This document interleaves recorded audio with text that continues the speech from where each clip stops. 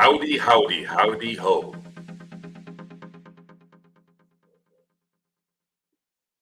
We got our first show with snow in Minnesota. Unfortunately, it was the Timberwolves who snowed in the Lakers tonight. It was really not close, not really. Timberwolves won 109 to 80. Looking at the box score, the Minnesota Timberwolves led from 1 through 4. They won every quarter. And Lakers looked like a team that had just flown in from another state overnight, got a few hours of sleep, and yeah, didn't look good. And we kind of expected this last night. Jeremy, I'm probably going to get wine. I was given some wine by one of my clients as a thank you. Obviously, they paid me money too, but wine was a little bit of a like a tip. So I'm going to pop up a wine bottle here probably later for the nightcap, and we'll talk more about that as the post game progresses. And looking at what's going on tonight, I think it's an understatement to say that the Lakers played badly. Uh, LeBron James has not shot well the last couple games, and AD hasn't been able to really kind of carry the team to where they could dominate. I don't know when that'll ever happen. It looks like it's probably never going to happen. And then Dalton Connect tonight looked like he was 40 years old. He couldn't make a shot to save his life. No one could play any defense. D'Angelo Russell played well, even though he rested yesterday from the flu or whatever sickness he had. But everyone else was pretty much the same. So, yeah, we can talk trades. We can talk about firings. The problem, though, folks, in the NBA is you can't do those things right now. It's not going to do any good. Who are you going to fire, and who are you going to replace? Who's going to fix this mess, and how are you going to fix this mess? The trades that are allowed right now are very minimal. They still have to wait another 13 days, and by 13 days, let's look at the schedule here.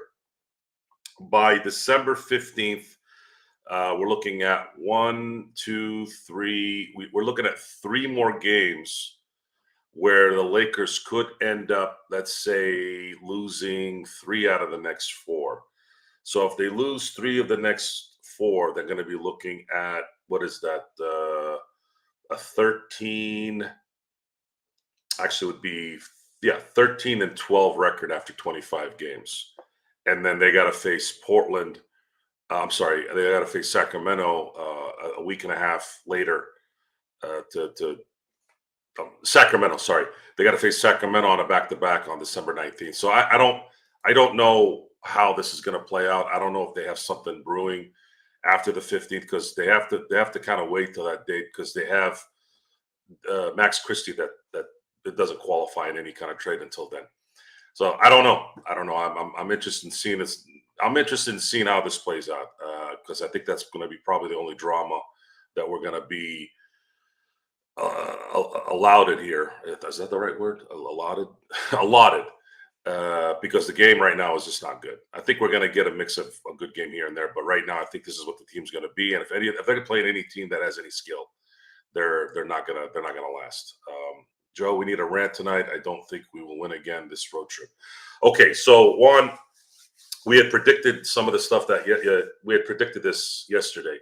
I predicted that they're going to lose the next 3 games, which they've lost the first one here, and then they're going to lose to Miami, and they're going to lose to Atlanta. Now, Miami isn't playing very well, but they're still kind of high in the rankings. They are playing for something, and they are Miami.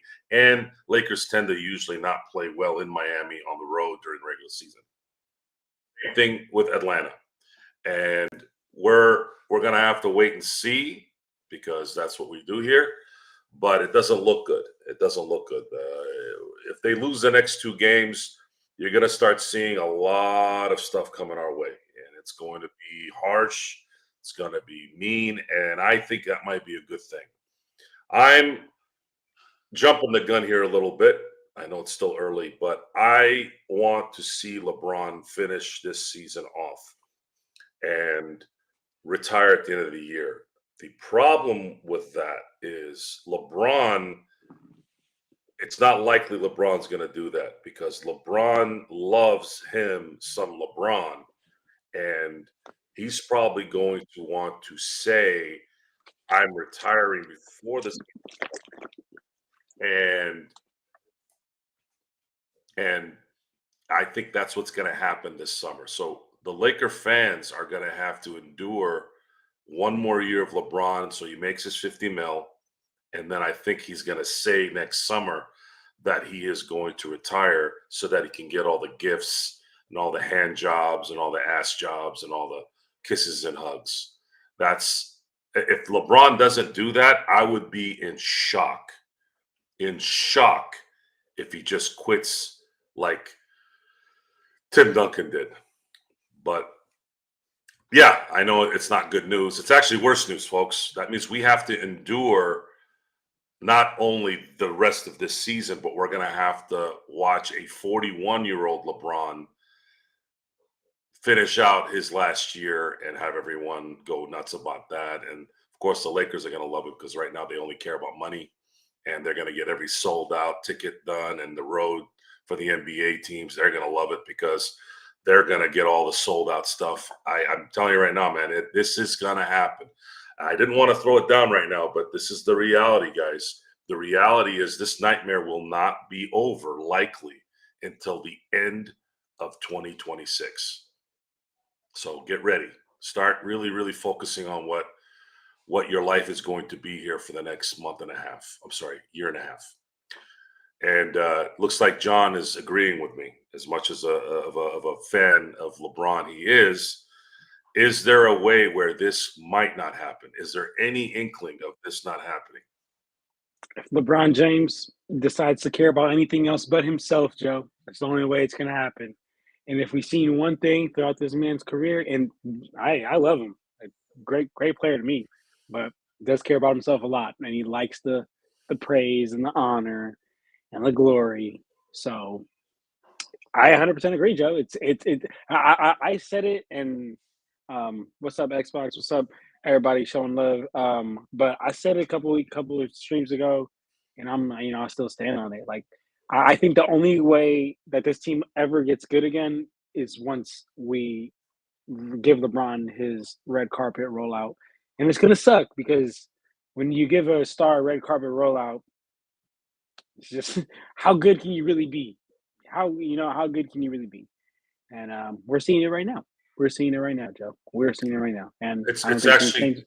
yeah, it's actually going to get worse. I hate doing this, but it's actually going to be worse even as the next year and a half plays out and LeBron retires after 2026. You still have Genie there, and you're probably going to still have Rob there. These two dinkleheads don't have a clue how to run this thing.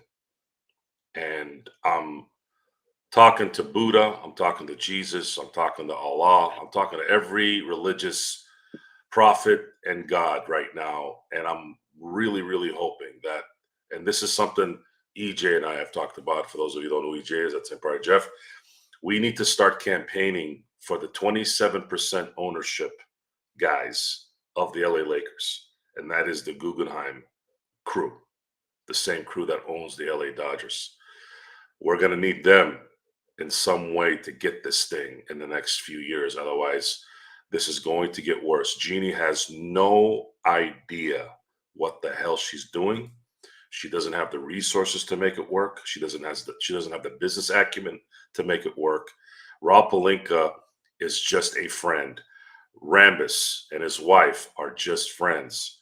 Her dogs are just friends. There is no substance anywhere in the mindset of this organization. Nothing.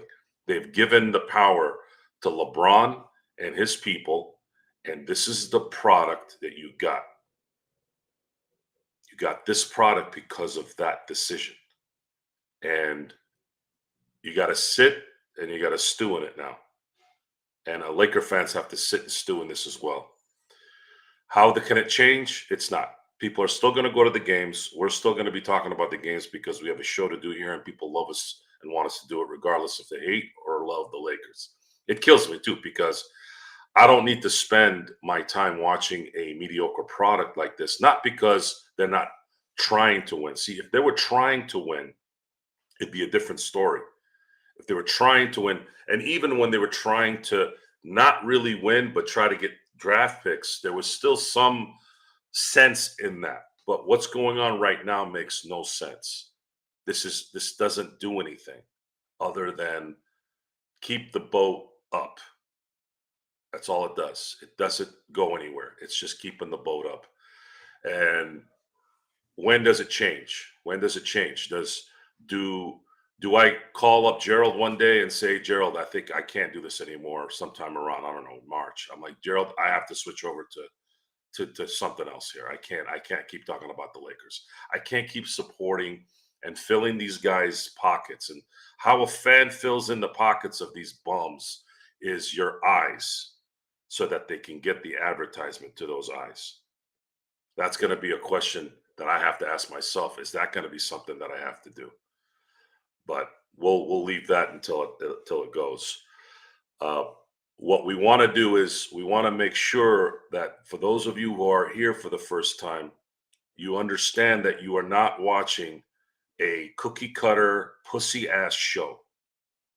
And we're also not a bunch of morons who just sit here and yap too. We don't just yap, yap, yap like a lot of these shows that apparently have a lot of people watching. We actually have substance backing what we say. There's decades of footage in our brains that we've watched, eras, all kinds of players.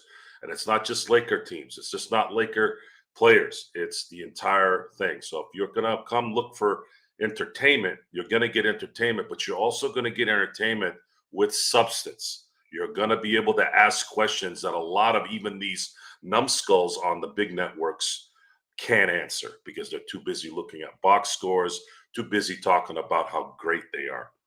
And they're not. They used to be great, but they're not anymore because that's what happens when you cheap out.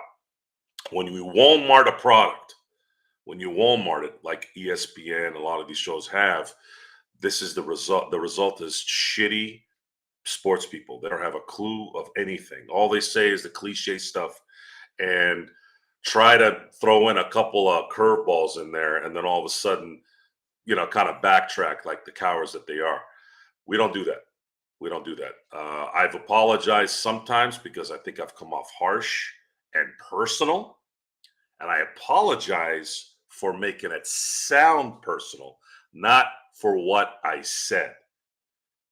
There's a difference, okay? I loathe Jeannie Buss in the business sense. I'm sure she's a really nice person in real life. I'd probably have fun having dinner with her and all those things and talking about, I don't know, philosophy. But when it comes to basketball operations, when you're talking about getting the business done, she's as useless she's as useful as the bum at the corner of the Chevron near my house at this point. It does nothing. She does nothing. And I'm not going to look at what happened a few years back as a barometer on who she is. Okay. That stuff, if you pay attention to the details, we all know LeBron wanted to come here. And we know now why he wanted to come here, because I believe he knew that he could do what he's doing now because he couldn't do it in Miami. He couldn't do it in Cleveland. So where do the Lakers go from here? Are they going to be able to sit down and also is JJ Redick going to continue to leave post game interviews like a petulant child? I think he needs to grow up a little bit. I do like him as a coach. I think he's got a lot of good qualities, much better than Darvin Ham. However, this act is going to get tired. And we have also discussed in the past about how JJ Redick has said some stupid things in his time. And we're not going to go into that. You can go ahead and go on Google and find out what it is. So with that, I want to know, since we already saw the monstrosity of tonight's game, I guess we can go through the details of that. Go and ask all your questions. John, if you want to answer those questions as well, or if you have questions about tonight's game, go ahead and throw it my way. But I'm thinking right now, it's over. It's done. What are these guys going to do? They're going to get 1 day rest sort of. And then they got to go play Miami on Wednesday. How do they come out the gate in Miami? Is LeBron? Because Miami, folks, is an issue. Not why is it an issue? It's Miami. Are these young guys going to go party? Yes, they're going to go party. And if they do that, if that's what they're doing like they normally do, then convince me how they're going to have a chance to win this game. Go ahead, Joe. No chance. This is no chance. I'm not convincing. Miami's the worst place to freaking be if you're in a slump, because you're going to be like, damn, you know what? I need to get out of this funk, man. Let me just go out real quick. And then that turns into the hangover. But you know it's terrible, Joe. I'm looking at the stats from the game. And as much as we hate on D'Lo for his three-point shooting, we hit 6 threes tonight as a team. He hit 4 of those 6. That's crazy. I know a bit off topic. I know we're not talking about the Heat, but I mean, to answer your question, there's no convincing that, Joe. But to talk about our 3-point shooting, Jesus Christ, when did we decide to? I mean, I guess I know we have JJ Redick, but I would love for JJ Redick to continue to be this analytic junkie that he is, and like he's big on like, the team that shoots the most threes ends up winning the game. By sure, men lie, women lie, numbers don't most of the time. But the one thing is that like personnel is so big, and I feel like we don't have a team that is full of 3-point shooters. We don't have a team that specializes in 3-point shooters. So I don't understand why we keep trying to, follow the trend of the league of getting up this many threes. I hope JJ continues to stay with the numbers because, like I said, numbers don't lie sometimes. But I hope he can also, realize that personnel is huge. And it's like when you have a player like Anthony Davis, when you have a big team, when you have that big LeBron James and big Anthony Davis, you got to use them in the right way. I love Anthony Davis. I like to see Anthony Davis shoot 3 because of his aggression. Because when 2020 we won, he was shooting a lot of threes. It stretches the floor. But at the end of the day, y'all, why play with your food? Why play with your food, man? If it's a baby on you, go bully him. There was no food tonight. They didn't have any food tonight to play with. I know, I agree. Tonight, yes, but I'm saying in general. Yeah, well, they got to the lunch line. I'm sorry, they got to the lunch table. They brought their own lunch in the town, and before they could even open the bag, the bully came in, took their lunch, and made them watch them eat it. That's what happened tonight. They didn't have time or any inkling of being able to play with it, let alone eat it.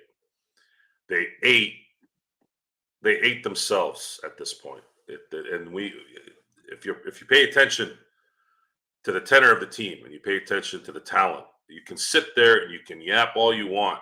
Doesn't matter who you are. Okay, just so you guys all know, JJ Redick coached as many NBA games as all of us combined before a month and a week ago. Okay. So when you all start yapping about, oh, well, who are you? I'm not saying the people in the forum are. I'm speaking in general terms. When you sit there and you say, oh, well, you don't know. You don't know. Okay, folks, let's talk about what we don't know. Who on this team can shoot? D'Lo can shoot. Sometimes. Kenneth can shoot. Yes. Who else? It's honestly it. I mean, LeBron, I guess. Sometimes. LeBron can shoot, sure, but not. Okay. He's not a shooter, right? Yep, agreed. Anthony Davis sometimes, but he's not a shooter. Austin Reeves can sort of shoot, although his shooting has kind of declined the last couple of years because he's taken more ball handling duties and going to the basket because this team is hurting there, right? Mm-hmm. I wouldn't consider Gabe a shooter. So Gabe is not a shooter. No one else is a shooter. Everyone else is terrible. Mm-hmm. So you're talking about 2 guys. One is a rookie who, again, 6 weeks ago or so, had played in as many NBA games as all of us. And then you have D'Lo, who is one of the most inconsistent players in the NBA. So where do you go from there? Where do you go in terms of, well, we're going to analytic a little bit of this, which is fine, but we're going to shoot more threes. Shoot more threes with what? Man, Would you rather take a chance in hitting twos and just dealing with that and having to deal with your opponent shooting the threes, or maybe you devise a defense that's focused more on guarding the three and then going for twos? No, you can't do that, John. I'll tell you why. Because getting twos kills more energy. That's why. You can't do both anymore. You don't have enough talent. You don't have enough mental fortitude on this team. I'm sorry to say, Anthony Davis, he is an MVP caliber player for about 3 weeks at a time during an 82-game season. Then he's gone for a week, maybe a 2-week period. Then he's back for about 2 weeks. Then he'll take a week off. Then he'll maybe go a whole month, and then he'll go back for a couple weeks. That is the facts of Anthony Davis's career. Still carved up a Hall of Fame career, still carved up a winning career, still carved up likely a jersey up in the rafters. But the problem is he is not going to ever carry anything for an NBA team. And that is something today on December 2nd, 2024. That's something that you all need to stamp. I need to stamp, and every Laker fan out there needs to stamp. And that's it. LeBron James has expired his greatness from a day-to-day, game-to-game scenario. Those days are gone. It's over. And it's sort of been over.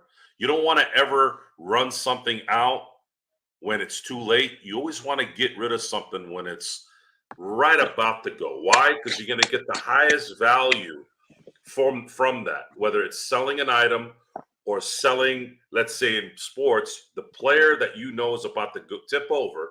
You find that sweet spot where you can transition into the next phase so that you're in a better position to get talent. Stu Lance says it best, folks. This is a young man's game.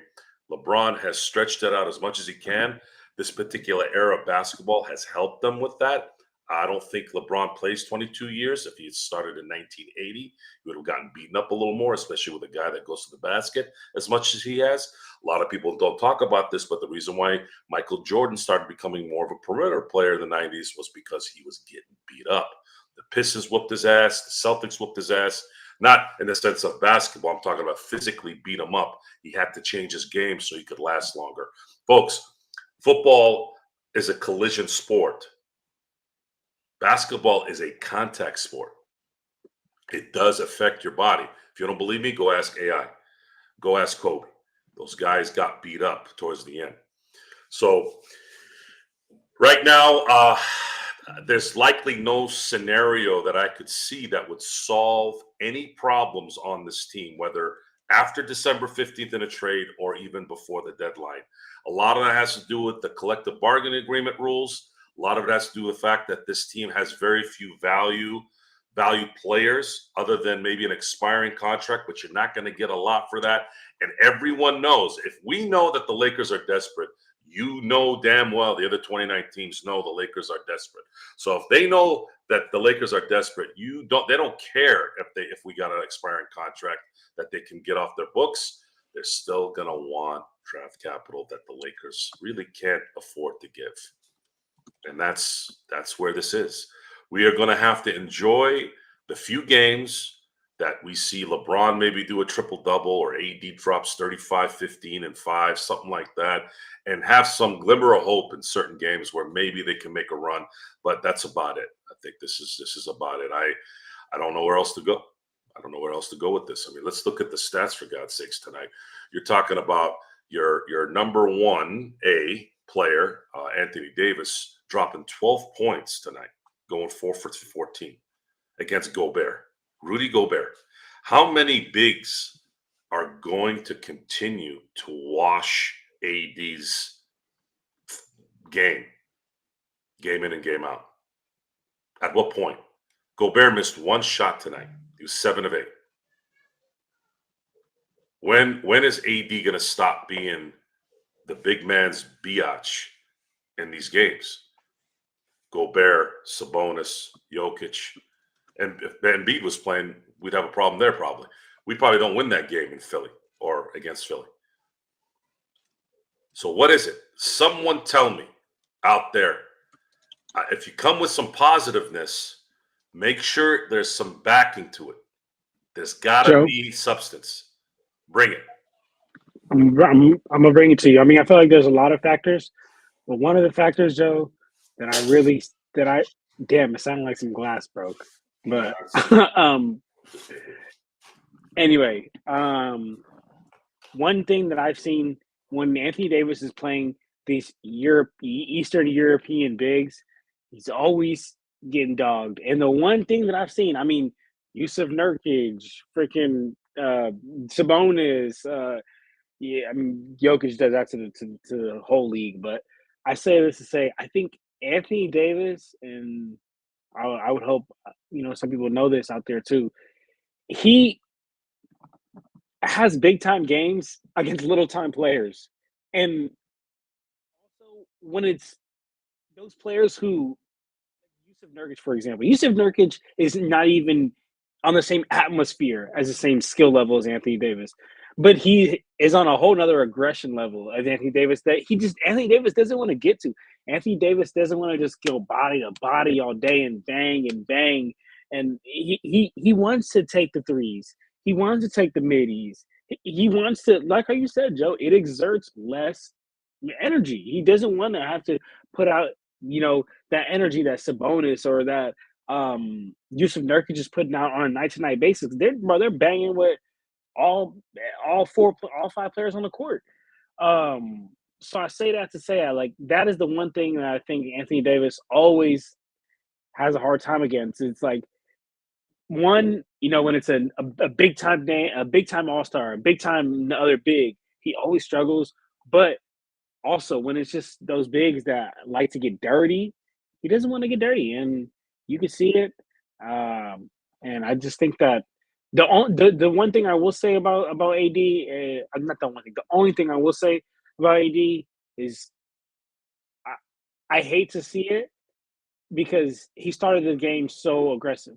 In the first quarter, he had 8 points, 5 rebounds in the first quarter. Second quarter, he had 2 points and disappeared for the rest of the game.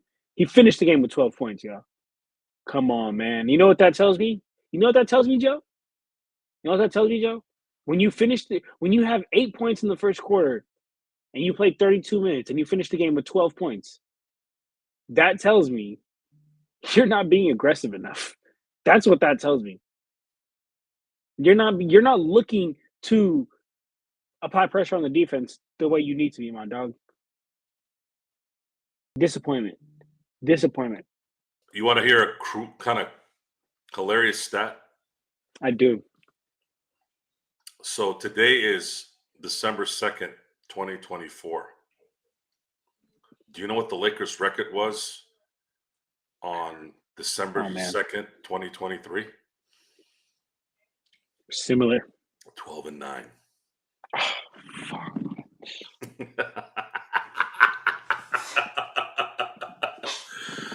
Joe, you know what's tough? Because then you do nothing, you get nothing. You do nothing, you get nothing. You didn't do anything. You were too worried about some guy at USC so you can jerk off to the family thing. That's where you put your energy when it mattered. That's where you put it, Jeannie and Rob and LeBron. That's where you put the energy. The 3 chances that you had to improve this team, 1 fell to you. You got that dropped in your lap and you still fuck it up because you're so focused on shit that doesn't matter. And the anger and the frustration, sometimes It's quiet. It's like a storm. It's quiet sometimes. And then you blow up. And then when it starts to settle down a little bit, then you start thinking, okay, maybe I need to be a little bit more with it. Because there's the devil and the angel on the shoulder sometimes. I think the angel says, Joe, it's not that big of a deal. Chill. I think that's what happens sometimes. But at the same time, when both are gone and it's just you, then you sit there and go, no, I don't think I'm going to chill because there is something going on here that I dislike that is affecting me and that is wasting my time. And for those who know me, that is my number one pet peeve. Don't waste my motherfucking time. And it doesn't matter what it is. And what Jeannie and what Rob have done is they have wasted everyone's time. And LeBron has played a big part of that. And so has his people. Because when you listen to people talk stupid and they're in a position of power, it's even worse. The fact that someone like Rich Paul would say, hey, this kid earned his way. He got drafted by the Lakers because no one told him to draft. Oh, okay, Rich. Okay. Whoever believes that, honestly, natural selection for that person because you're dumber than rocks. It's just mind-boggling to me what people can convince themselves into believing. There is no believing in anything that doesn't make sense. If you want to live a normal life in your own head, stop believing in shit that doesn't exist. That's why everybody needs therapy, and the therapy doesn't do shit because you still go back to your house or whatever shack you're in and you start believing in shit. All that fake positive garbage. Folks, we live on Earth. There's a balance of negative and positive, right? I'm not going into math here. I'm just saying life is about negative shit and positive shit. And you have to deal with both. You can't control everything. People die in car accidents, and sometimes they're your loved ones. You have to deal with it. It fucking sucks, but you have to deal with it. Some people get sick. You have to deal with it. But then at the same time, you get the job that you want. You get to buy a house. You find the right people in your life. You have good kids. It's all random shit. But people get so caught up in their own bullshit and want to believe that there's always something else that needs to make them happy. Well, let's look at this for a second. I'm going a little too deep on this, but let's look at it from the Lakers fandom perspective. Maybe the reason why we stick around is there is a little bit of appreciation.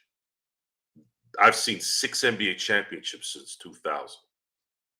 That kind of puts me in a position where I can justify why, because they have given me a lot of satisfaction, and I'm not going to be a bitch and run off like a lot of the people run off when they don't get what they want. See, that's the other part of that. Am I going to be that guy? Am I going to cry and whine? They're not giving me what they want. Now I'm going to walk away. No, we ain't walking anywhere. What I am going to do, and EJ, if you're still listening, is we're going to start figuring out solutions. This is going to be a program of solutions and campaigning for those solutions. And the one little glimmer of hope, which I didn't even find out this information until recently, goes to show how bad my research on that was there is a particular ownership that does have a stake in the Lakers that would be able to at least right this ship into a positive, focused business area. And that's what I'm going to start doing. And I'm sure Gerald is. John, you're more than welcome to come in. The Lakers need to start really understanding. And when I say the Lakers, I'm talking about the people in charge. They are going to have to start coming to the realization that they might be outdated. Hell, even Mark Cuban sold because he knows he's outdated. This isn't the tech billionaire world anymore. Those guys are starting to get phased out. Now it's the guys that own land that are running these teams and all the hedge fund stuff. Those guys have deeper pockets and bigger networks than anyone right now in the world. So I am starting, and it's been starting already. I am starting to campaign for this thing to end, hopefully sooner rather than later. And at the same time, this thing needs to start getting into someone else's hands, someone that can run this thing. Jeannie Buss and the Buss family no longer can do this anymore. And I'm going to be waiting to see if there's at some point a decision here made in the next 3 to 4 years to where she will understand it. The pressure will mount when they start losing. It will mount. And they don't have anyone else to go find. There's no one really out there that's going to be able to fix this, because it's not just, finding the right guy. Go get Tim Conley. Go get Presti, whoever. That's not the problem. The problem is she doesn't have the resources to run this anymore. And it needs to go to someone that can run it. Yes, I'm talking about the Guggenheims. Guggenheims, you're going to hear that word a lot, guys. You're going to hear it a lot. And we're going to be campaigning it in between here and there on the show, because I think it's important. And until that's done, until there's something there of substance, I don't think we're ever going to see this team be what it used to be, because they're not physically, mentally, and financially capable of doing it. And that's where I'm standing on that. Joe, I'm just gonna do this because I almost never give football comparisons or football takes because I don't watch it. I don't really care for it.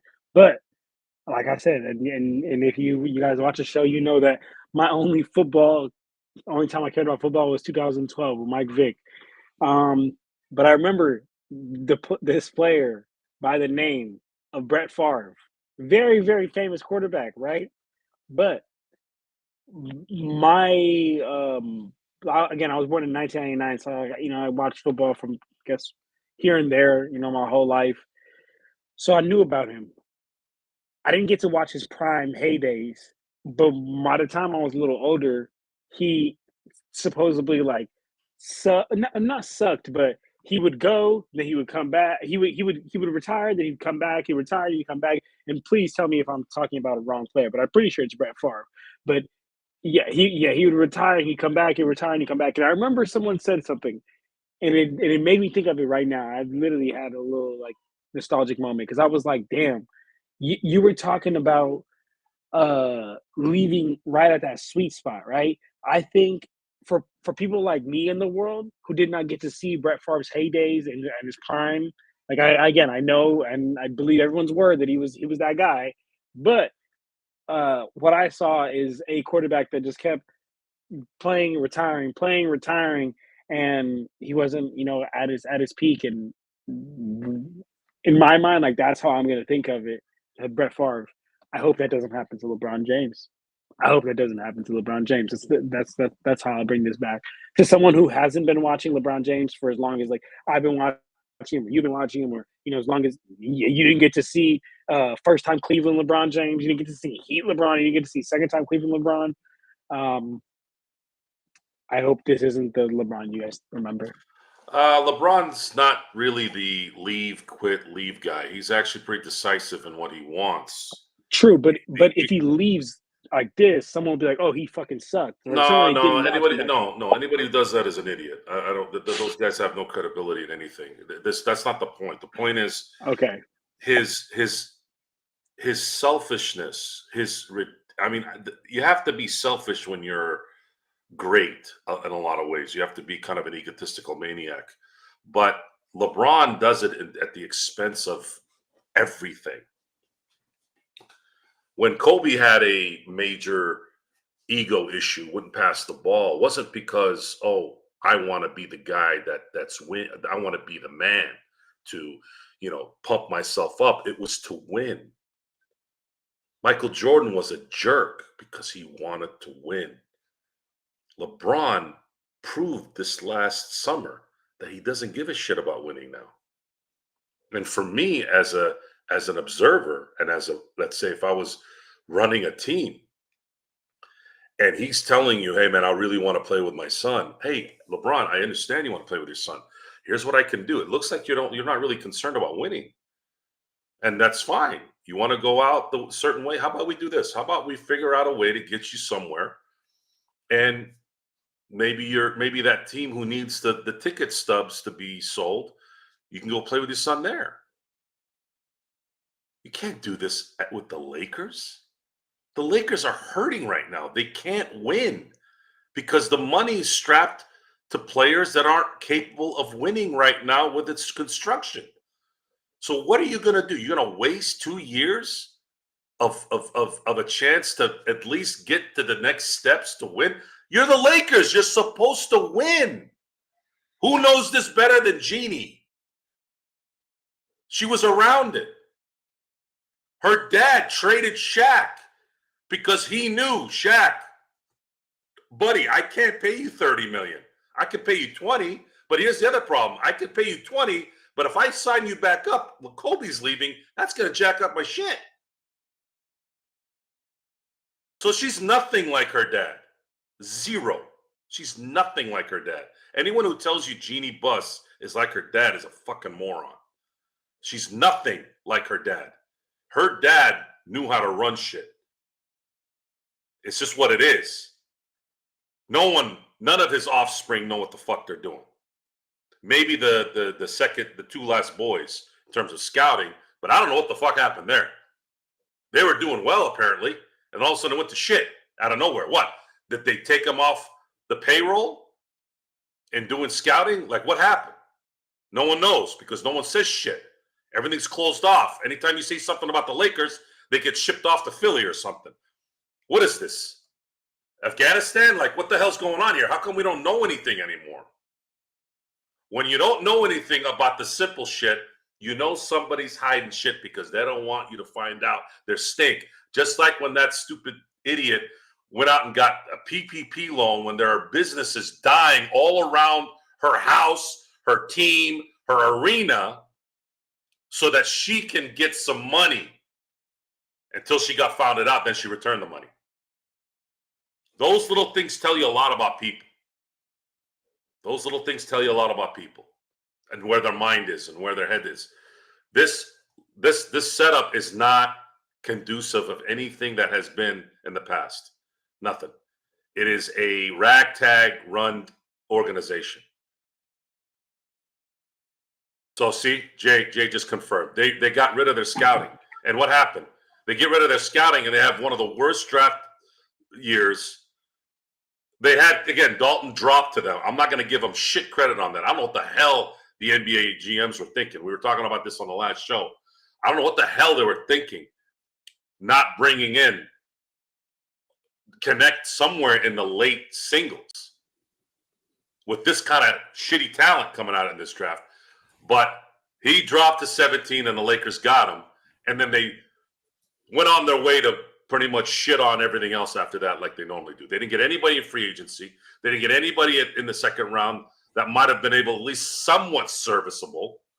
How about maybe someone who could just at least some semblance of some talent? Something where, hey, this guy can probably play in the NBA. At least have a shot there. No, we got to put LeBron and his son, and we got to bring him on the road. What the fuck is this, man? Really? You got to bring him on the road now? Why? Does he need a babysitter? It's a grown-ass fucking man. He needs a babysitter? He needs to go with his daddy? This is who you drafted? This is who you drafted. The same assholes that probably go back home and probably bitch and whine and complain about, man, no one works hard anymore. Yeah, asshole, because of people like you. Because you enable people not to do shit. You give them free shit. No one earns shit anymore. You want me to respect that? Fuck that and fuck them. Like I said on draft night, seriously, it's a joke. And it's coming, folks. What you saw tonight is the reality. This is what it's going to be. The little wins they had a few weeks back, pay attention to what happened during that time. Pay attention. A lot of people missing on those teams, guys. A lot of good players missing. And now that they're going to be playing guys that are not missing and on the road, and they're tired, and they're not fresh, and then there's frustration. Now what? Now what? What are we supposed to rely on Max Christie? What? Who are we supposed to rely on? Tell me. Somebody help me here. Dalton Connect, baby. Put all the pressure on a rookie. Yep. Play with a bunch of chumps. Making more money than him, and he's better than them already. How about that? Yep. Max Christie has been in the league 3 years now, or 2+ years. What do you think that guy's thinking? Hey, we said it. Gerald, Joe, and myself all said this guy Mac. Ever since his rookie year, we've said this guy is not an NBA level player. Y'all gotta stop it. And I'm gonna be honest. These last couple of games have been his by far his best games of his career. And they've been bad games in hope in general, but and he's gotten you 10 and 12 points, respectively. So, yes. And it's been the best games of his career, right, Gerald? Some of them, yes. And I do know he had a couple good – I mean, if you're waiting for good games from him, 2 out of every 82 like he had last year. He had one good start in Cleveland, and he had one good stretch in New York. I know Rodell and I were going back and forth, but that's 2 in an 82-game calendar. I didn't say he was an NBA player. I did say he was a rotation player, but probably for another team, like Memphis. Memphis is getting all the Lakers East, like the Jay Huffs, the Scottie Pippins of the world, the Colin Castletons of the world. I expect him again, maybe to be a rotation player at some point down the line, but the Lakers won't have enough patience to see it through because right now he is in and out. You saw his passing ability is, just terrible. He's a terrible passer. He just absolutely is just, really just needs to develop a lot of things, but he's still young. He still has a chance to develop. When it comes to Dalton, I mean, I told you I'm a big fan. I'm president of the Dalton Connect fan club, whatever you want to say. I think that you guys at sometimes, or the press is even hard, a little bit too hard, too quick on him. I mean, ESPN is already running cover page stories on him already on ESPN.com, and it's just like that's just way too much pressure on the kid. Let him grow. Let him, learn how to work an NBA offense. He's only been doing this for 19 or so games. It just at some point in time, you guys got to just, I've seen our chat, you guys expect so much from, Dalton is playing like ass. Dalton this, Dalton that. I mean, it's like he is that good. He can be that explosive, but as a rookie, he's going to have off games. It's just going to be that way. It's the learning process. He's got to learn when he is not having the best of games. He's got to learn how to create and manufacture more touches in the offense. But, we saw LeBron tonight. LeBron looked every bit of 40 years old. And when that's the case and AD is struggling a bit and you play 2 times within 24 hours, Joe, this is exactly what you're going to get. Last night they asked us what are our thoughts on today's game. And I said, you're playing 2 games within 24 hours. Don't expect much because you had an old, tired team today play against Minnesota. And it looked every bit like it, Joe. So there's a statistic in the NBA that's similar to the WAR statistic in baseball. Wins above replacement is what the acronym is. Oh, yeah. And it bases the player in a category that's team-oriented in terms of what that person's value is to winning. The NBA has a similar one. They call it value over replacement player. It's VORP. You look at the last 2 seasons, who's led so far this year, and then, of course, last year. Who do you think is number 1?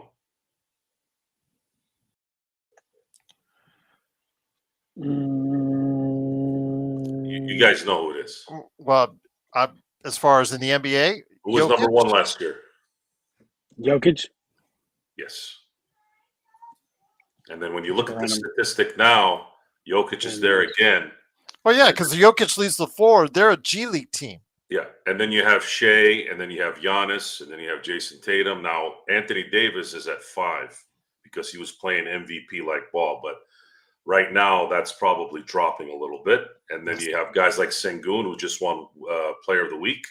You have guys like Franz Wagner, who hit a game winner against us. You have Jalen Williams, who's having a really good year. You have James Harden, who's playing out of his mind right now and making the Clippers relevant. I mean, if you want to go analytical, we can bring that too. And the analytics even say in a lot of cases, at least the one that matters, is that LeBron went from, I think, what was it last year? I think he was in the top. Let me see here. Where was he? So LeBron last year was, hold on a second here, sorry. He was 7th. Now he's 18. It's a pretty big drop. And I'm trying not to harp on things that have already happened. It sucks, but I also want to reiterate it too. If the Lakers had been smart, they would have went away from LeBron after last year. That would have been the right move. That would have been the perfect time to walk away and start building and not waste now another year with AD. So you just wasted AD's prime by washing this out, and you're very likely going to wash out another year because I don't believe you weren't here for this unless you were listening, Gerald. Oh no, I heard everything. Oh, good. So do you agree that LeBron loves himself way too much to just quit at the end of the year? Oh, I've already said this. Again, whether you're a LeBron hater or a LeBron lover, it is what it is, and LeBron is not going anywhere anytime soon. I don't want to stress over it. Darren, I know LeBron's really got your goat, and pardon the pun there, but John, and I want John, if you could unmute, I want to hear your thoughts on this as well. Again, I don't want to stress over it anymore. I answer you guys' questions to the best of my ability. I was answering comments last night, some 4. There was one comment last night that wanted us to elaborate more on LeBron and, how I say that LeBron says he wants to win, but doesn't show it by his actions, and someone took issue with that.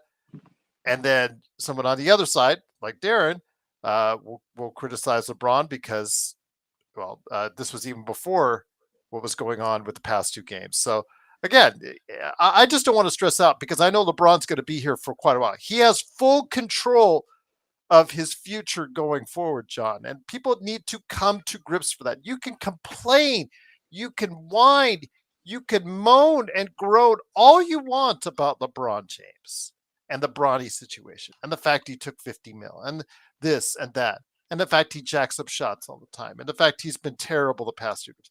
You can whine and moan all you want, but it's not going to change. He is going to be there as long as he wants, and the Lakers are going to be glad to have him as an organization for as long as he chooses to do so, John.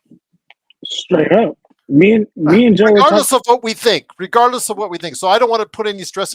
I don't want to stress out about it anymore, John. So yeah, I just answer the questions and I leave it at that. Me and Joe were talking about earlier. There's just no way he's gonna do something that favors the Lakers and doesn't favor him. I mean, we seen it earlier. When he took the 50 million, I was like, all right, yep. Whatever chances of contending is out the window because we're not gonna be able to be deep. Yeah. We're not gonna be able to But when he also any money. we also helped push Bronny on that team. That takes some other spot. Yes, that took somebody's spot, and that wasn't good. But no one that we bought in at that spot was going to make a difference. Well, let me say this. I'll say this. A championship. I'll say not for a championship. You're right, but all those people on your channels, Clutch Talk and Lakers Corner, please like and subscribe. I want to say this: how those people that are on there calling for Quincy Olivari? Where's Quincy Olivari? How come he doesn't get a chance? Blah blah blah blah blah. Or Armel Traore, who we saw a little bit of tonight. Why does he get more of a chance? Blah, blah, blah, blah, blah. Those guys are on 2 ways. One of those guys could have been signed to an actual full-fledged roster spot had we not gotten Bronny James. Yeah. What if we could have drafted Quincy Olivari or Armel Traore instead? Yeah. Again, I think that maybe is a change of like a couple of points. Not to mention all the other dead spots we have at the back end of our roster. Yes. But thanks, Rob. the biggest thing to me is just is yes, I agree about the Bronny point, but in my opinion, in the greater scheme of things, like no one who would have got there would have made the difference that I'm looking for. But the 50 million would have made the difference that I'm looking for, and Well, it's especially a knowing that combination of the two. he makes more money off the court is very frustrating to think that. But I Well, he's mean, a hey, billionaire. Gerald, you He's said the it. billionaire, Gerald, John. Gerald, you said it best, brother. There's no reason to stressing on it. It's no What reason to LeBron wants stress to out, do, guys. he's gonna do. We're not getting out of this until LeBron retires. I'm telling y'all right now. Oh no, it's But not I'm a big stress. freak It's on not stress. It's going to Well, reality. be. It's going there's to a be lot of heat. It's well, going to there's be a lot heat. of frustration, Joe. There's a lot of Heat. frustration. I read. Yeah. What you do, see, the cowards. It doesn't matter if it's sports, politics, neighbors. Doesn't matter. The heat has to be turned up now. Laker fandom needs to turn up. Only the pussy ass bitches are gonna run away now. Oh, I'm gonna go. Oh, I'm not gonna watch. No, no, no. We're gonna turn the Oh, heat and up. by the way, I'm expecting that call that you said you were going to make earlier in the show in January, not March. We're gonna turn the heat up. I don't know if it's gonna reach where it needs to go, but we have to go. We have to do it so maybe it does. This team needs to be put in someone else's hands. Jeannie and Rob allowed a player to run their ass like pawns. That's pathetic. No real owner does that. Doesn't matter who it is. But again, let me ask you this, Joe. If you were to do it all over again, we did get the one chip. I mean, would you have done it all over again? I would have at some point after they won the chip, would have tried to gain control back of the team, but I don't give a shit about before. I you care don't about care right about. now. Yeah, I Okay. don't care about what happened 5 years ago. Right Okay. now, the what is it? The statute of limitation has run out on the championship in 2020. Now I'm worried about what this team is going to do with this pathetic excuse of a CBA that all these idiots agreed to. Now it's a different. If you had told me that this was going to be signed in 2019 and LeBron was going to run the Lakers, absolutely not. Oh, here we go. Here we go in the chat. Rasul, thanks for watching. Another new viewer, a/hater, coming on this. Anthony Davis' career is overstaying with the Lakers. That championship doesn't count, Joe. Rasul says. Last time I checked, it counted, so it doesn't matter what you say. Sorry. Yeah. Sorry. You don't count. How about that? What's the other ones that you said? I remember when you had that argument before. What was the other ones that you say didn't count? What doesn't count? Because you say it doesn't count? So who are you? Are you God? Are you Commissioner Silver? The pieces of shit in Houston cheated and were caught cheating in 2017 in baseball. They still kept their banner and their trophy. Why don't the Lakers keep theirs in 2020? Because you said so? Who the fuck are you? Who? They all played by the same rules. So who are you? If it was your team that won in the bubble, you would be saying any asshole who cheered for any of the other 29 wins in 2020, you'd be climaxing and putting mayonnaise on that and eating that tube steak sandwich down your throat, and you know it. Remember that. Oh, I love Don't it. come here with bullshit. Come with backing. You can't. It's a championship. It's over. It's done. Like I said, the statute of limitation has run out. Right now, the last 3 seasons, I'm seeing what's being developed, not only with ownership and the players, but the way that the culture of the NBA has changed from a business standpoint. You are not going to be able to run this team based off that. You are not good enough to scout and get the right players. You are not good enough to manage those players with that particular system, and you're not good enough to really know how to increase anything with this team. You're a played out ownership with played out general managers and played out family members. It's over. It's done. Time to sell. If Mark Cuban, who's 10 times smarter than you, Jeannie, in business, Maybe not in normal terms, probably on par with you in terms of his idiocy, but business-wise for sure. And he sells. That should be a sign for you that you're going to need to start thinking about some things here in the next couple of years. And the heat is turning on. The heat is going to get turned on to see if we can resonate enough so this thing spreads out, so that more and more the conversation starts about why this team needs to start getting closer and closer to the Guggenheims, because that's the kind of team, that's the kind of owner this team needs right now. People that know what they're doing, people that can afford to do what they can do, and people that know how to get the right pieces together. I don't see it any other way. I really don't. So for those of you who just chimed in, looked like a couple of guys came in here, but I'm sure they knew. The LA Lakers scored 80 points tonight and got whooped, losing every quarter tonight, 109-80. Not really a surprise, but it was worse than I thought it would be. I thought maybe they would be somewhat competitive, but they actually weren't. And so they might have. I know LeBron, and I tip my hat off to LeBron if he wants to play all 82 games. But this might have been a game maybe you should have taken off and known he was probably going to lose. So it is what it is. My bad, Serge. I was trying to read because as a mod, I have the ability to read what something that was deleted. So I was going to try and read the deleted message, like a sneak peek at Jayhaz, and I accidentally deleted Derek's message and said right below. No, Kenneth. My bad. Sorry, Serge.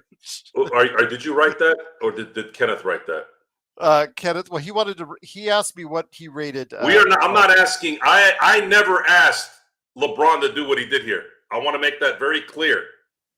I didn't ask LeBron to do what he did during the draft, during the summer, and now so far this season. I never asked him to do that. I preferred for him to go.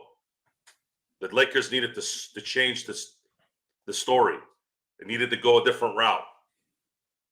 So I didn't ask LeBron to do shit. This is all on LeBron's table.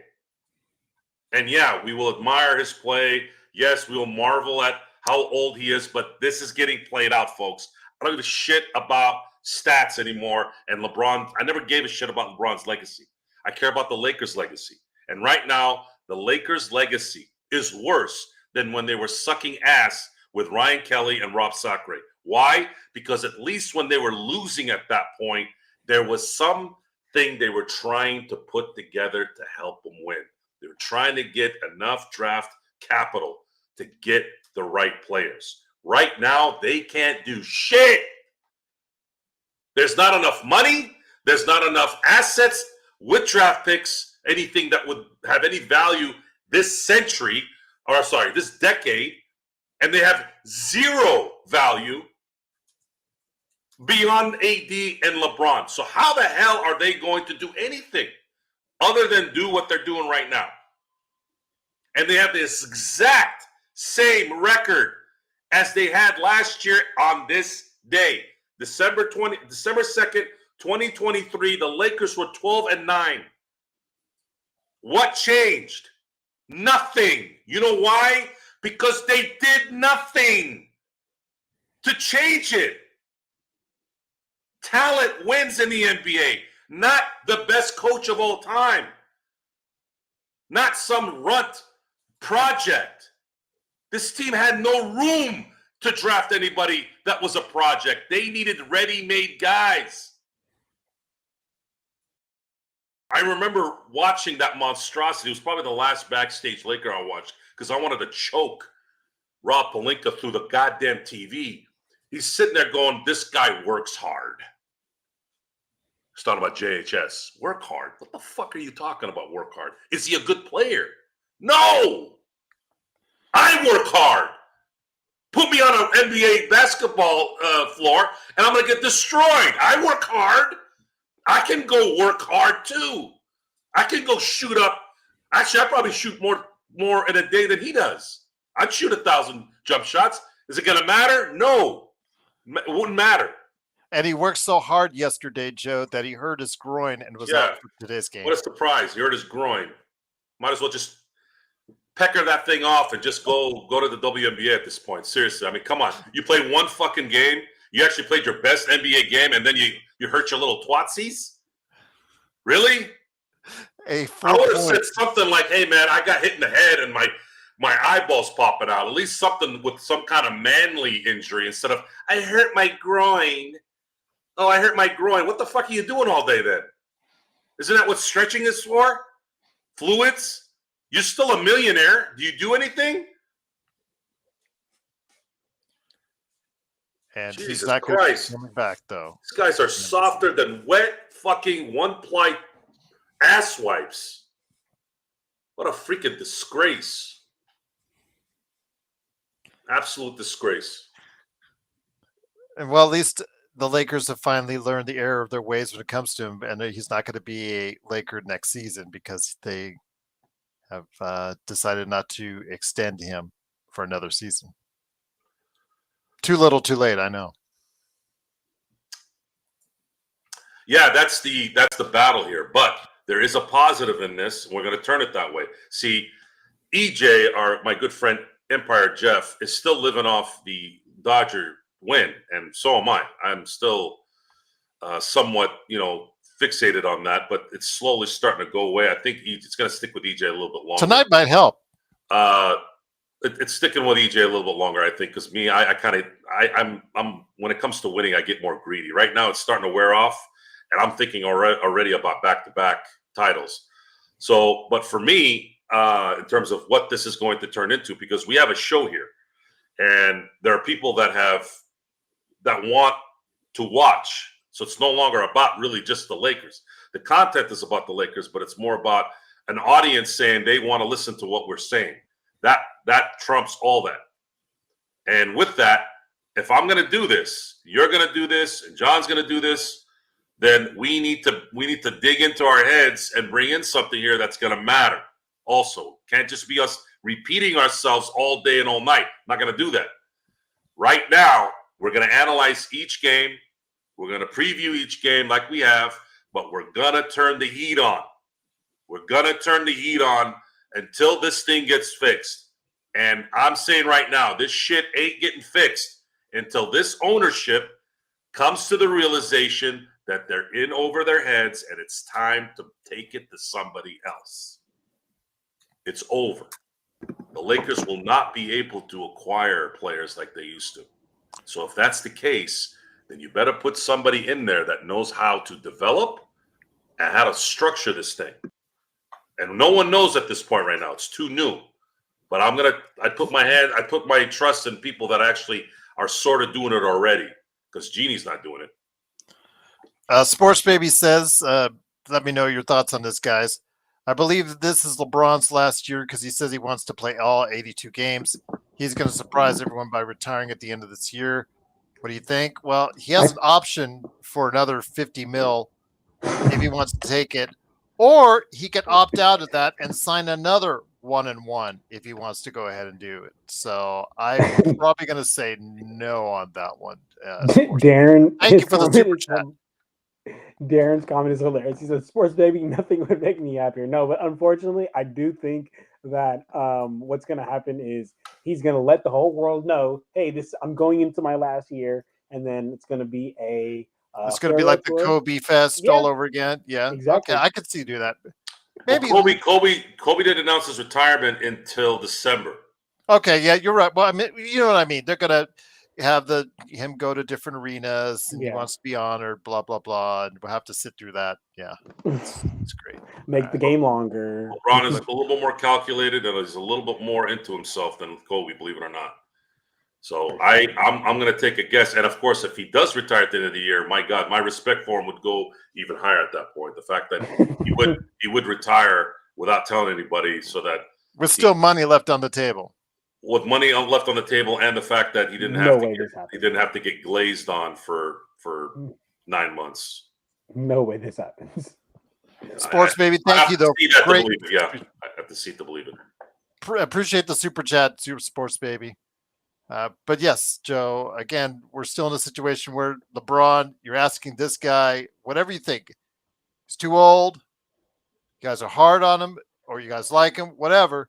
Still asking the guy approaching his 40th birthday to be one of the main stars on your team, Joe. I mean, it reeks of so many two-way wrong street. decisions Rob Pelinka has made, guys. He's not. They're not. I really don't. I mean, maybe they are that stupid, but I'm just. I got that term needs Well, to you've go called away. them stupid throughout the show, Yeah, so I can't do this anymore. I can't keep cussing people out on this thing. It's stupid.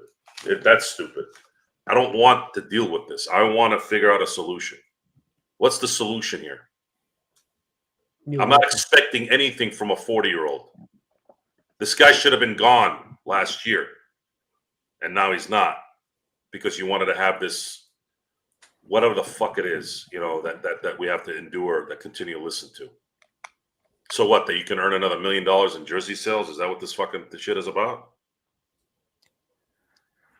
well, somebody's got to help out Bronny. But yeah, like you said, when you were surprised about what we talked about weeks ago in regards to the structure that they laid out. In fact, John, you commented on it at the time about how Bronny is not going to be playing on the road for the G League team, South Bay Lakers. He's only going to play at the home South Bay Lakers, and it's going to go on the road with Dad the entire time. He's still out with a left heel contusion. By the way, he'll be evaluated another week like anyone cares. But your thoughts? Bronny. Wait, Bronny. but how did? Quick question. Why did they do? Did they give any reason? Yeah, he's been been injured. He's been injured for the past couple of weeks. Yeah. Doing what? Whacking it off in the bathroom? No, but listen. Playing Call of Duty? No. Averaging 4 points in the G League, guys. Serious question. Did they ever say why they did that? Like why they did the whole? No, they've never rationalized. They've never talked about it any length on that. Crazy. I'm not gonna lie.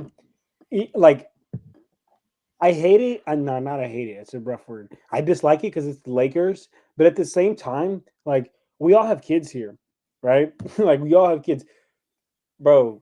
I'm gonna be honest. I would love to put my daughter on like the way LeBron's put his kid on. This is crazy, dog. This is crazy. I can't believe that. JSJ says, "Give the Lakers Harbaugh. We're contending instantly." And again, this is also JJ's rookie year, so we're going to feel the lumps, Joe. And people are going in. Laker Tom was already lauding him as the next Pat Riley going in. Let him be the next JJ Redick to see exactly where he is as a coach. You've been impressed with some of the things JJ has done. I think defensively, he's still a ways away. And offensively, he's let things, especially in the second half, get away from him. But I do see some signs of good things that I see from JJ so far. So again, he's still learning the ropes, so to speak. Your thoughts on JJ? Because he's hitting a peaks and valleys, Joe. This is definitely a valley right now in the early start for JJ's coaching career. And you said last night that you didn't think he was going to be doing this for long. Not with the Lakers. I don't. You think it's going to be too Jerry West? That's what I equated. I think if this keeps up, he's gonna want to go play for he's gonna want to go coach a contender, and he's got the talent to do that. Who's an up and coming team right now that, let's say, in the next couple of years might underachieve and would need someone like JJ Redick? Let's say the Orlando Magic. Let's say the Orlando Magic the next couple of years don't. And I say Orlando Magic, the first thought is because he played there, right? That was his first team. Yes. What happens if all of a sudden they're like, man, we are a good coach away? And I'm not trying to dog on Orlando's coach right now. I'm just saying if. I'm not. They're fine. But if, how does that not tempt them? Because that happens all the time. That's how a lot of these great coaches end up getting jobs, right? Who are the two best coaches of our era minus Popovich? Because I don't count Popovich because Duncan came into his life and it was like an easy setup. I'm talking about most coaches that take over an operation are usually taking over a current coach that couldn't get it done when they should have gotten it done. So the two greatest coaches in the last 40 years was Pat Riley and Phil Jackson. Phil Jackson replaced Doug Collins because Doug Collins, they felt, wasn't going to lead them. He had too much energy. If anybody ever watched Doug Collins in highlights coaching, the guy used to sweat like and pigs don't sweat technically, by the way, if you ever say that. He used to sweat like Patrick Ewing through his suit. And I'm talking about he's wearing a jacket. And then, of course, we all know the story of Pat Riley in 1982 when Paul Westhead thought running a half-court offense was a smart way to go with Magic Johnson at the helm. Got replaced by Pat Riley. I don't think he was saying, IDK, that he is a great coach. I don't think that's what he's saying. No, not a great coach, but he does have X's and O's talent, and he does know what he wants. However, he doesn't have the right tools. Because he said you're delusional. So who said I'm delusional? Yes. IDKU. IDK. Gotta keep that extra tab open. JJ Redick, 20 games in, and this dude's saying he's great. Okay, when the fuck did I say he was great, you dumb fuck? When did I say he was great? Did I say he was great? Tell him, Joe. Did I say he was great? Where is he? Did I say he was great? Did I use the word great? Or did you put that in my mouth with it closed? You dumb idiot. If you're going to say I don't know what I'm talking about, at least reiterate what I said. You stupid shithead. He said fair enough, Joe. He said fair enough. Search your IDK is probably like, what the fuck? IDK is probably gone. That happens a lot. That happens a lot. People need to be called out for it. Don't put words in people's mouths. I never said he was great. Look at the guy in press conferences. The guy walked out again yesterday. He's not going to hack it for 5 seasons like this. If you don't believe that, then you don't know what you're looking at. You're probably one of those people that keep going to a shrink knowing you're not going to get cured, but you just want to go talk to somebody. He's probably gone already, Joe, because we lost 15 people here. Jesus Christ. No, I don't give a shit.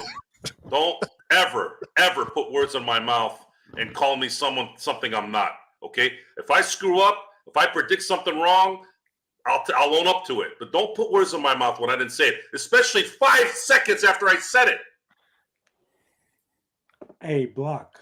By the way, it's the Raiders have a better situation because they'll have a draft pick in the first round, unlike the Lakers. The NFL is a completely different beast. You can get. Well, no, he was just saying who had a better. Right, but the NFL is not. It's not. The NFL has. You can draft an all-world player any time of the year. Sure, at any round. Yeah. Look at the Cincinnati Bengals. I know they're struggling right now, but they have a franchise quarterback and a franchise wide receiver for the next 10 years, and you know that's sometimes it happens even to the Cincinnati Bengals. IDK did come back. So I credit him for not bailing out. So who? IDK. Look at the chat. So. By the way, IDK, we can still insight internally, even though you guys can't see it. Even if Search deletes the message, we can still see what the message was. Hey, Search, we love you, brother. We love your Search, man. Best there is, best there was, best there ever be as far as modding Laker channels. Once again, the Lakers do lose tonight in very humiliating fashion, 109-80. Joe, just a very pathetic performance. They look like a tired, listless team. I know you always talk about the fact, fancy hotels, charter jets, young kids for the most part. Even when LeBron's having a bad day like this, and AD is not exactly lighting the world on fire, these other guys, they got to help you out. And outside of, John's favorite, the president of the D'Angelo fan club, outside of D'Angelo, we didn't get much from anyone tonight, Joe. D'Angelo decided to play basketball finally the last couple nights. Unfortunately, one was Will Hardy kind of gave us the game yesterday. Yeah. And then tonight didn't mean anything. It was empty shots going in. Unfortunately, it didn't mean anything. And sometimes that's not your fault as a player, but then again, he's not an impactful player like that. He's a role player. Role players' points usually become an asset when the stars are also on, and then that person ends up being kind of the third guy, or maybe even outscores the second or the first guy. But there's also a cohesion that you're used to seeing from the star players. Tonight, you got no help from the star players, and you had D'Lo basically making shots, and everyone else sucked ass. Yeah, you're not going to win games like that, especially on the road, and especially against a team that seems to love hitting threes in Minnesota against the Lakers year in and year out. John, it's your time to shine, my friend, as the president of the D'Lo fan club. He was great tonight. The only good thing about today's game. Literally the only positive note about the game was D'Angelo Russell. And it felt good. Being the D'Angelo Russell president of the fan club, couldn't get that out. I think you need to fold this business, by the way. Time to get rid of the LLC. I think you need to fold your business. No, my business is flourishing. He's sounding much more like a younger you each and every day, Joe. I'm trying. I told Joe. No, don't be me. No, I told Joe, you don't do that. Joe, be you. Be when you. I grow up, I want to be just like Joe Soro. No, be John Costa, light-skinned brother. the light skin. What was it? I keep forgetting what it is. Fuck. Wasn't it like skin pigment or something? Yeah, something else. There you go. That's it. That's what I wanted to say. Yes. No, but by the way, for the record, guys, I'm darker than John. Just so you guys know. I'm gonna be honest. I think it's John. A lot of light. There's a lot of lights on here. No, it's not. This light makes me lighter. If you come see me in real life, I'm brown. Joe, next time I go to Anaheim, I'm gonna visit you. Let me know, man. I'll drive over there. All right. It's just reinforcing the theory, Serge, that when we lose, we get a much larger audience. But John, your thoughts on D'Lo performing? I mean, there's obviously a financial motivation for him to continue to perform. He was back in the starting lineup, so obviously he was jazzed about being in the starting lineup tonight. Do you see him staying there when Austin gets well? I hope he doesn't, because I feel like when we saw the best D'Angelo Russell, or the best 2 games from D'Angelo Russell, besides this game, would be those 2 games that he came off the bench, and I think he was just able to find his groove off the bench. He's just able to play a little bit more free. So I prefer to have him come off the bench. And Bloodhound, no, I actually usually tell people that I'm Brazilian, because I have a tattoo on my leg right here that is Christ the Redeemer with my mom's last name. And nice. Most people are like, "Oh, are you Brazilian?" And I'm like, "Yeah, my mom's Brazilian." But a lot of people actually think I'm like Hispanic. So if your mom's Brazilian, you are Brazilian. I am, yeah. No, I am Brazilian. I thought you started the conversation that you said you weren't Brazilian. No. I answered the question with, do people think, because Bloodhound said, do people think you're Brazilian? And I'm like, no, people actually don't think I'm Brazilian. People think I'm like Hispanic. They usually get spot on with like light skin. You know, one time, can I tell y'all something funny? Sure. So when I was in college, I used to have waves. I don't know if you guys know what waves are with your hair. And you have to wear that do-rag cap, right? So I used to wear this do-rag cap a lot.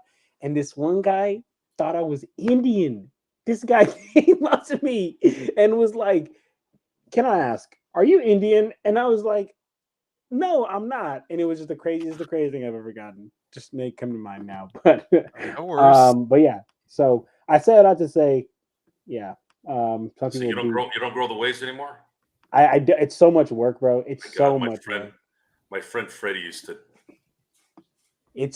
You have to do that all day. You have to do this all day. I'm like, what the hell are you doing? I'm trying to get my waves, man.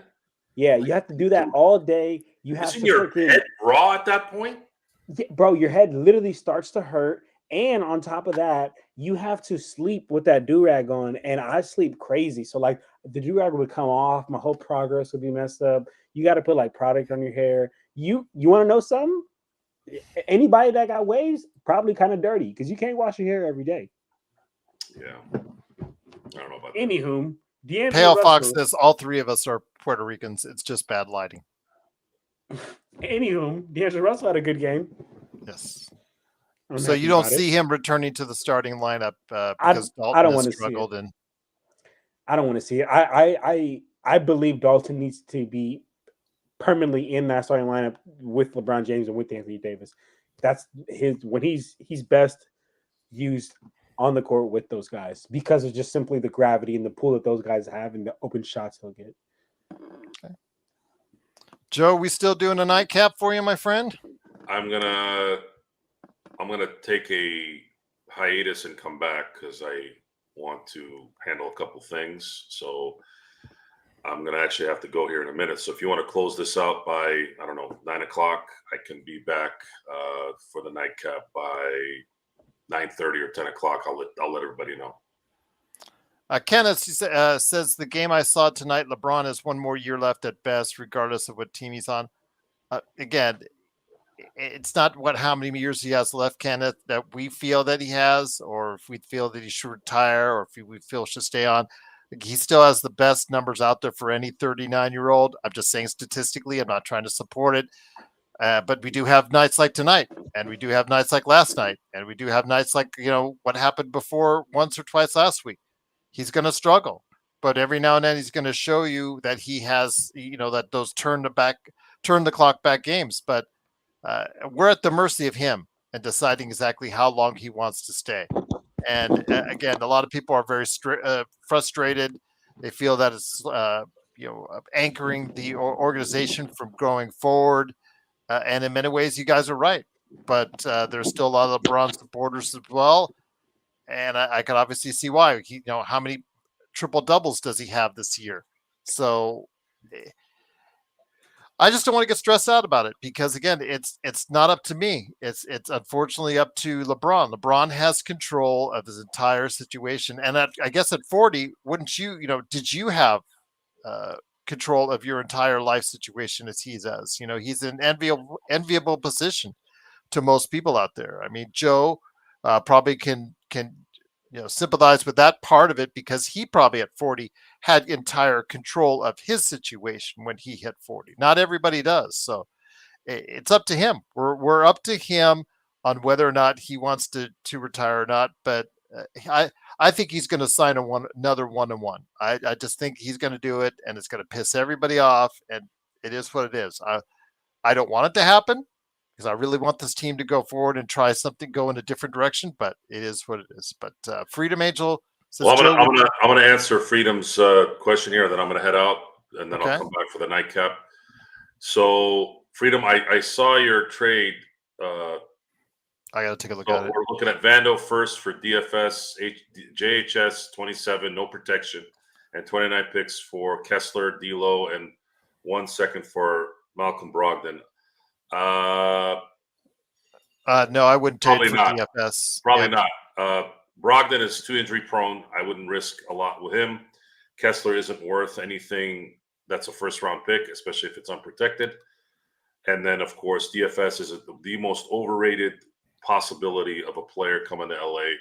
I agree. I would trade for him if it meant giving a couple seconds and just getting rid of maybe shit that we have. Cam Johnson, if you're going to go look at the way of Brooklyn, I would lean more towards Cam Johnson, would be something like that. Or, some people propose Nick Claxton, but as Magic Man said, shout out to Magic Man, that free throw shooting, you guys are going to hate Nick Claxton on your team when he gets to the free throw line, and you're going to love him when he's on the defensive end. So, it's going to be that one or the other. So, yeah. So with that, folks, thank you for being here tonight. Big shout out to John as well. Gerald, and of course, John, thank you for being here. Gerald. Gerald's going to take the reins here. I'm going to leave for a few minutes. What time do you want to start your? I'll say I'll have an idea within the next 15 minutes on whether I can start at 9:30 or 10 o'clock. Either way, it'll be 9:30 or 10. So, folks out there, 45 minutes or an hour and 15 minutes. I'll set up for them. Don't worry, I'll schedule it out. But yeah, John and I could go to till 9 o'clock and we'll close it out. All right, Johnny, have a good night, brother. If you're not going to be back. All right, brother. I'm gonna try to go to the nightcap. I just might be a little late. Awesome. Thanks, man. You got to go right now too, John, or? No, if you want to wrap up, we can wrap up at 9. We'll wrap it up at watching 9. my daughter right there. Again, it is the Lakers, unfortunately, losing. What's hard? 109-80. Their next game is on Wednesday.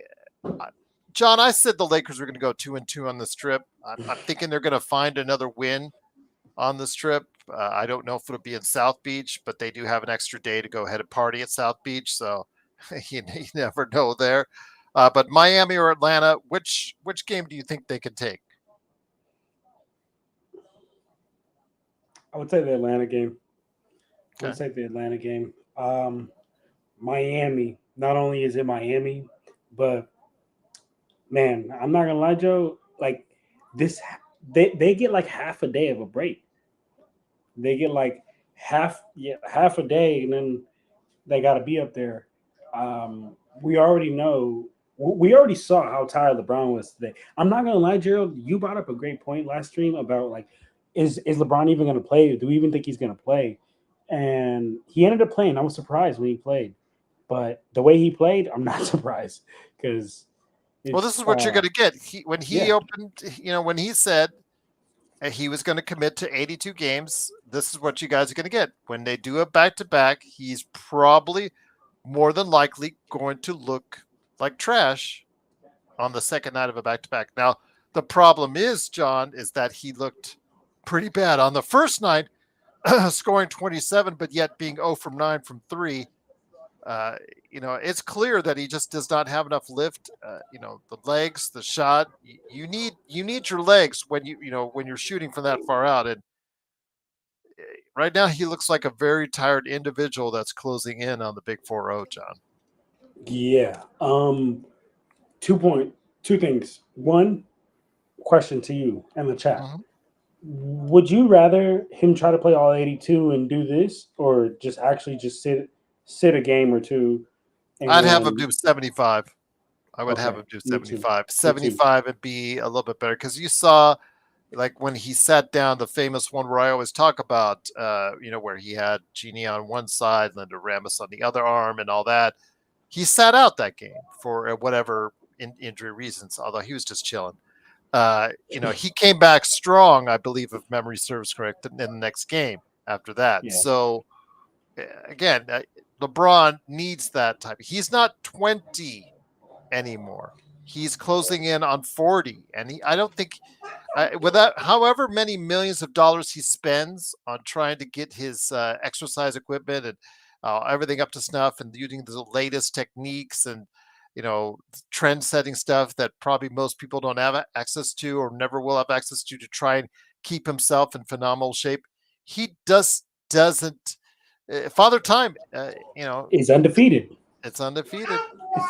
It's undefeated, Gerald. It's undefeated. If you hear a baby in the back, that is my baby Curl. Yeah, no worries. But she's probably even complaining about LeBron right now. So. She's probably complaining. Baby, how do you feel about LeBron James? Good or bad?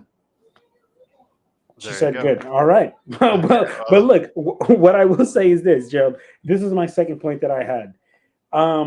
One, I totally agree that sorry, my baby girl came over here. I totally agree that he needs rest. I like that 75 number or 74. I really like that a lot. But on the other side of things, my other question that I had, or I guess statement was, look, Gerald, I'm not 40. I'm 25. I definitely feel the difference between when I was like 18, 19, as far as like just being young and playing basketball all day and not even being hurt or anything like that. But I don't know how it gets when you get past 25. Gerald, is it this bad? Like when you get when you're at 40, like it is, because the way he's playing, Gerald, I'm not gonna lie to you, Gerald. I'm gonna be honest with you.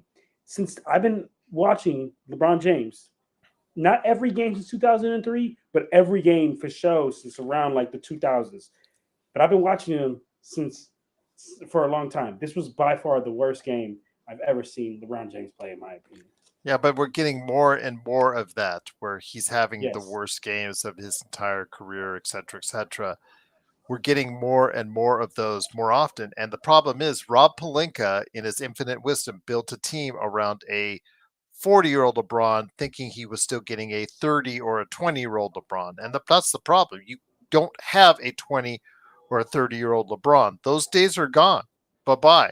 You're going to get the LeBron. He turns it up and turns back the clock for one game, but then you probably get two games at next, and then another game that's really going to look like this more often than not. So you're going to get a vintage LeBron 1 out of every 4 games, maybe sometimes it's 1 out of every 3.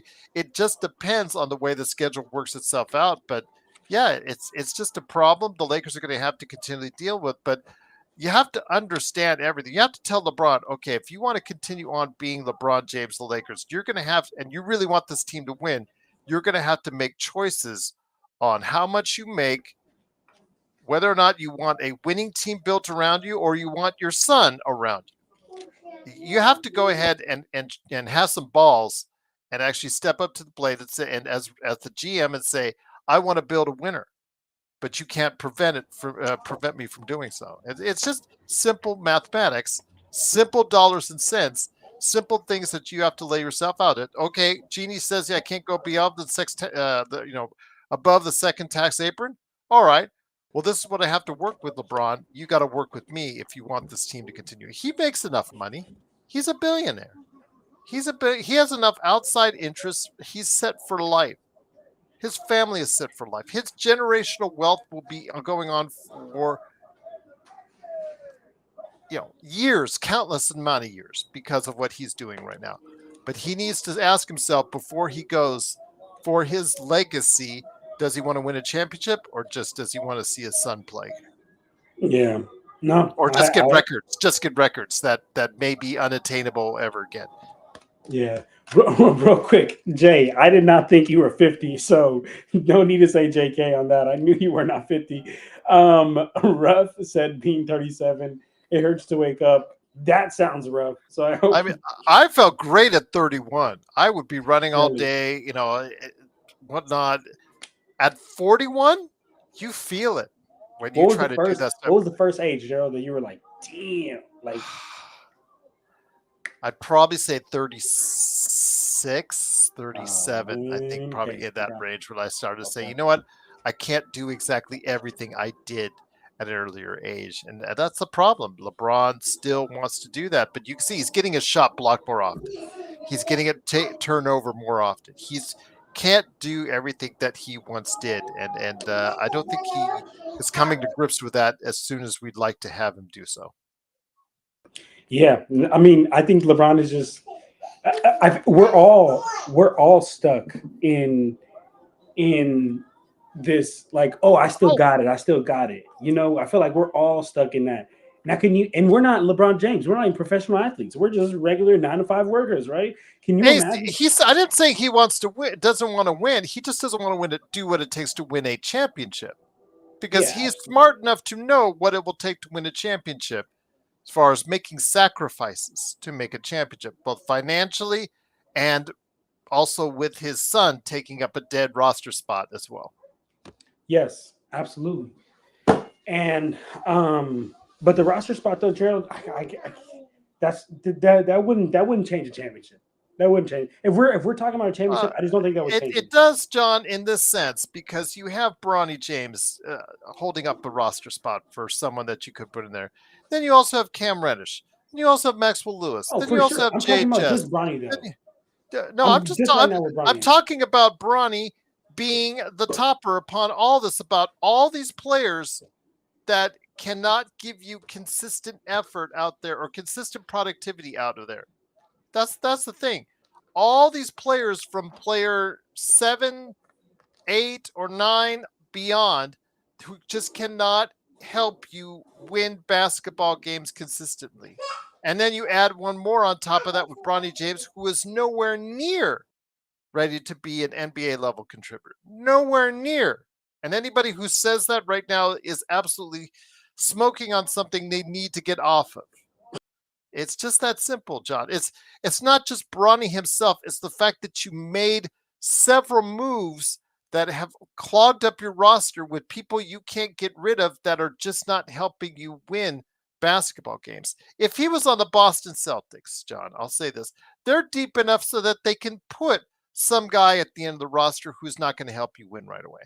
If you have, whatever team that you're going to, Golden State, Houston right now, Cam Whitmore hasn't been playing. We are always high on Cam Whitmore on this show.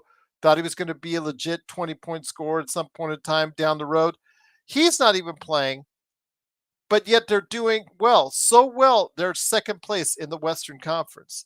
They could afford a luxury like having a guy like that at the end of the bench. The Lakers don't have that luxury because Rob Pelinka, since the bubble, has done a terrible job overall of building this roster. That's what, it's not just the Bronny factor. It's the fact that Bronny is like the icing on the cake on how not to build a team that can win continuously. Yeah, and you know what the root of that is? Putting Rob and putting Jeannie in the positions that they got. There you go. You said it best, Jerome. There you go. Said it best, It speaks for itself. And as long as we have a winning record, Jeannie's not going to say anything to Rob, or she's not going to fire Rob. We're not going to get what we want, guys. We're not going to get a new owner as long as the money keeps rolling in. It's just not going to change anytime soon. And I feel bad for everyone out there because there's so many frustrated people I interact with on a daily basis. I comment on, I see the comments, I comment back on. I feel bad because they have this frustration over this team. They care about the team more often than the individuals that work within the organization themselves. And it's just sad. But Joe's rant is all full of rage and anger. Me at this point in time, I'm just full of just like, you know what? I've come to grips for what it is, and I can't say I like it, but you know what? It's out of my hands. It's out of my control. I can voice my opinion on it, but again, there's not much that's going to be said because the Lakers front office doesn't care really what we or I have to say. Said it best, Joe. I have nothing I can even add to that. Well, you can add on where you need to go for all your great stuff that you provide on the NBA, my friend. Where do you need to go with that? Yes, if you guys want to check me out, all my work that I do, there's 2 channels you can check me out at.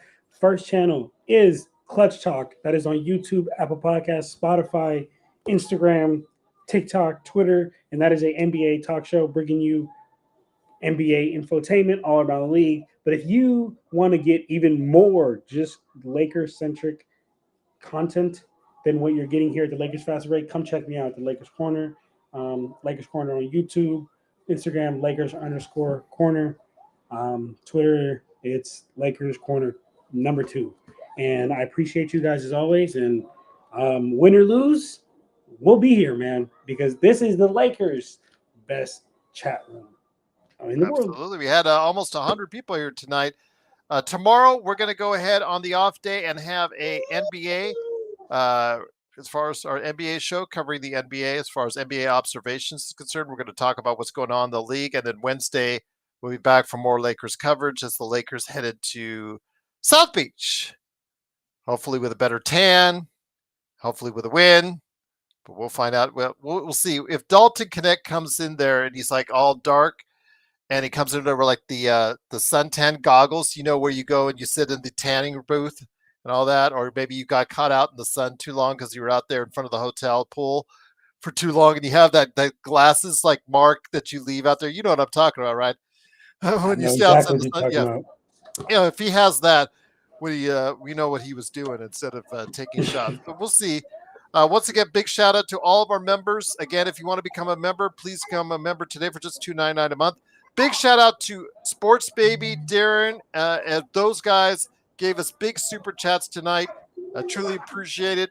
And again, if you ever do give us super chats, it is welcomed and appreciated by everyone here at the Lakers Fast Break. It does help me keep the channel alive and out there, just that you know. But also subscribers.